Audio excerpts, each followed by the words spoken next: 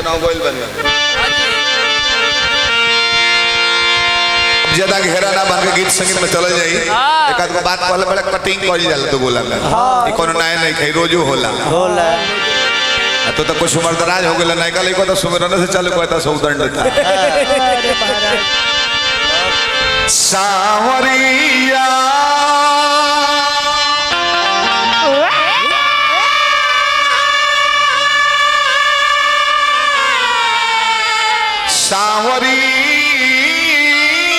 सावरिया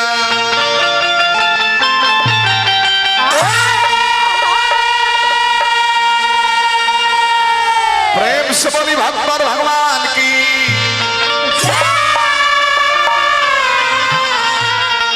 आज कई गो नेता कई गो लोग इले कहे में शर्मात नहीं के हमारा हिंदू समाज के भगवान एक काल्पनिक है बड़ बड़ नेता लोग कहता ना भगवान एक काल्पनिक है कि भगवान के मानते नहीं खे कि कुल भइले नहीं खे बहुत लोग बाकी भगवान की कृपा कहाँ हो वेद पुराण शास्त्र पढ़ला पर बुझाला शंकर जी गाना ना पहनले सही बात है कि शिव जी पहनले शंकर जी गाना ना पहनले अगर शिव जी पहनले कैसे शंकर जी बाद वाला हमें त्रिनेत्रधारी हमें तीसरका नेत्र दुर्गा जी दहली लेकिन शिव जी के 5 को मुड़ी हो और वही शिव जी के अवतार हनुमान जी भी पूरी रामायण में 2 बेर पचमुड़िया रूप भी धैले बने तो गहना ना पहनले से गहना के उत्पत्ति में शंकर जी के बहुत बड़ा हाथ रहे तो कुछ कारण बस कुछ श्रापित लोग के गहना गुड़िया साफ छोड़ दिले लेकिन शिव जी के देखलो को पंचमुड़िया मूर्ति में मुकुट हो में बा साफ गला बाबा के मुकुट पहनले बा तो शास्त्र है ये जो भी कवि लिखले बा वैसा चलता बाकी जपे के चाहे तो चारों महीनों फिर हला करता लो भैया खड़ा हो जाए लोग आगे कुर्सी पर बैठा दे के गायत्री ठाकुर बोल रहा है कि गाना किनारे मोरा गाँव एक कान्हा घूम ले वही एक के लोग ना 30 वर्ष के नीचे जानता कि पवन सिंह नया गोले हमें पुराना हो ना गोले कि डिंग डिंग डिंग डिंग मारो तारुआ और भारा जब हनुमान जी के दिल के बात अपन मुखड़ा बनौले बने रोम रोम में बसल बाड़े रा दुख तमाम हरि है रोम रोम में बसल बाड़े रा दुख तमाम हरि है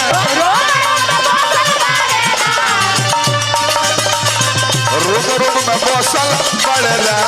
दुख तमाम हरि है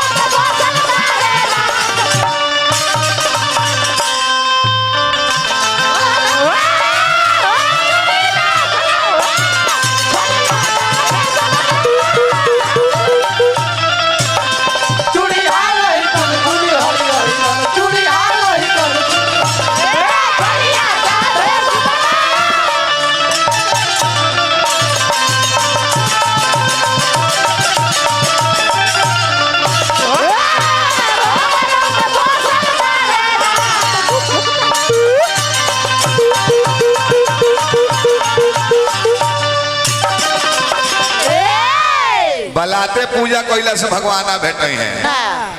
दिल समर्पण ना करबो ये सब तो ही हवा तोहरे कइला दिले से होता न तो हमारा याद बा हमारे नहीं शुरू में बाढ़ रहे 3 गो भाड़ा का वही कमांडर जंजे की सफारी स्कॉर्पियो फॉर्च्यूनर कहा सो ओ घरी आए नहीं हृदय से विश्वास को लेबो सब तो ही हो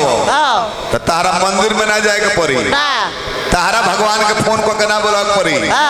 तारा खबर ना देवे के पड़ी जात के भिलनी सबरी नाम रहे प्रभु के इतना श्रद्धा रहली ई हो ना बुझाओ कि झूठा भगवान के ना दियाला अब बोइर चेक को के यही खट पर बिक दो हई मीट में धो दो आ रोज भगवान के राह निहारस। भगवान अपना हितई परितई ना गइले, बड़ बड़ लोग के यहाँ ना गइले। तारा लड़का में मेरिट हो जाए तो हाला करे पड़े कि चंपारण जिला का फलाना लड़का हमार बिहार चैंपियन आइल बा, गवर्नमेंट सरकार ढूंढ लेगी। तारा लड़का के नाम, बाबूजी के नाम, गांव के नाम, जिला के नाम, राज्य के नाम पेपर में आ जाई। जब तारा में भक्ति हो जाई, तारा बाबा का नहीं ढूंढे के, तू कहाँ बड़ा तारा के ढूंढ लिए कि तू मेरी लिस्ट में टॉप कोई। हम केहू ब्यास के जाने की बोलो केहू के ना सरतरबा का महिमा सब है जाने गइल बा ब्यास। अब बाई चांस के ब्यास हो जकर गाड़ी खुले तो दुर्गा जी से पहले सरतरबा के जयकार ना मनाओ जाता। विश्वास सबका मतलब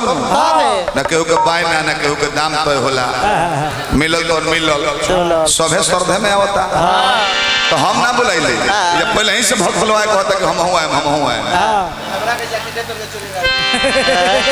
तो हरो के बमे बोलोले बानी श्रद्धा बताओ ना तो 1 घंटा में समाज जुटेला तो जुटा देल हो। ये बाबा जुटौनी है, तारा पर श्रद्धा बा, प्रेम बा, तू आइल बड़ हम आइल बनी, कृपा बताबे ना तो लंगड़ गोड़ लेके बिजली में चले के हम और 1.5 गोड़ लेके गिर गए हो जा हमरा गाड़ी गलत हम ऐसा गोड़ लेके चली पैदल चल के कृपा है बाबा। वो रहिया जो हम वाली कहिया अब की जे ओई हरे अमरी रहिया खोजेली सबरी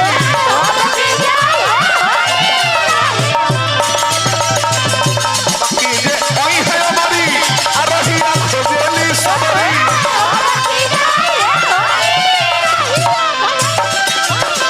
रोज के नियम रहे, दांत टूट गई, केस पाक होई रहे, अब मनाओस की भगवान जो ले है ना तले जाई ना। ऐसे कि पतंग बाबा कहले बानी कि जरूर राम एक ना एक दिन नहीं है राम। तो रहिया खोजली सुबह और शाम दुख तमाम हरि है,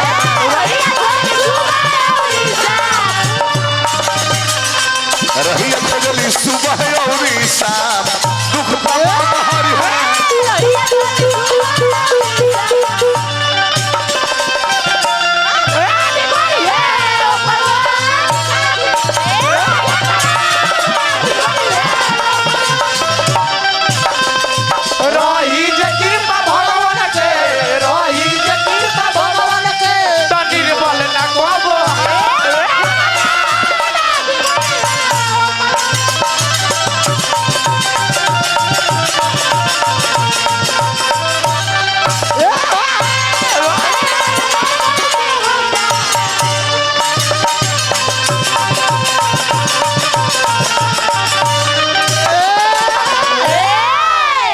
द्रौपदी से परिवार घराना केहू के नानू रहे, अग्नि कुंड से पैदा भई रहली। राम भगवान रहले, सभे ऊपर रहे, सीता के भगवान पति रहले, हरण भइल तो केहू रहे। रावण देवता लोग के सरिता के उल्टा टांग दिले रहे, 9 ग्रह के बंदी बना ले रहे कि ना मृत्यु के समय बनी ना मेघनाथ मरी ना हो मारा। अपना मर वाला बाण अपना निगरानी में चुरा दिले रहे। बाकी जब लंका दहन भइल तो रावण को ओर से के बोल रहे हो, द्रौपदी के 5 पति चीर हरण भइल के बोल रहे, सोझे 5 पति बड़े सबका सब नहीं चीर है जाग ऐसे उबाड़े तो सब बा ना तो केहू ना। द्रौपदी का सुनी का तेरी बनी को ना कोई भी मेरी,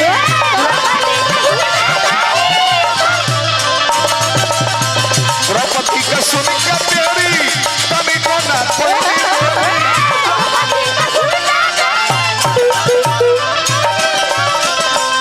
कन्हैया जी हो जब केहू ना उड़ावल,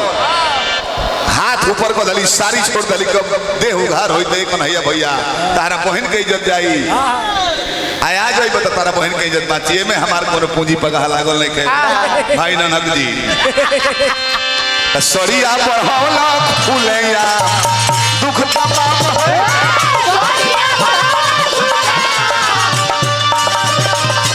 सरिया बढ़ौला फुलैया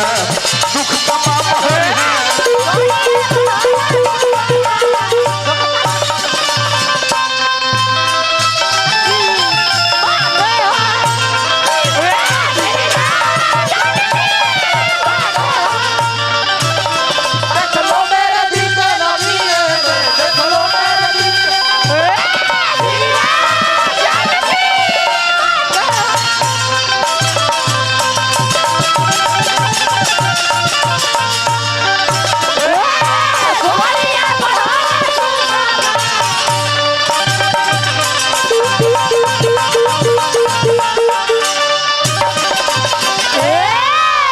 अंतिम पद धन सोनपुर गंडक जहाँ आदमी तो आदमी एगो जानवर हाथी बोलौलस तो नारायण जी कृपा कर दिले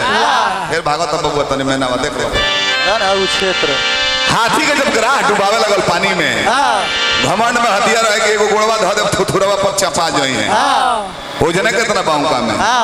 हमार ओजन कितना पावे बुझाते नहीं के सूढ़ में सूढ़ मिला के पूंछ में पूंछ मिला के कई हजार वर्ष ले ग्राह गज के लड़ाई चलते रह गई जब परिवार के लोग भी साथ छोड़ दी हो ना बची है ना तब हाथी सूढ़ उठा के उसके हे नारायण जी अब ना अइबो तो कब अइबो जान गइले बोलो तो स्वयं नारायण जी आके आ ग्राह घड़ियाल के बध क के आ गजराज के उबार देले साल में 1 महीना मेला लगल सोनपुर गंडक में आजू गलती ना बबुआ तो जल में पुकारले हाथी जाके पानी बहती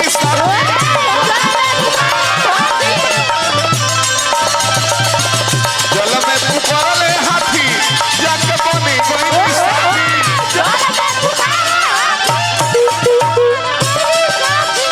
अरे बोले गावे अरबिन कप के बिसरा दुख तमाम हरि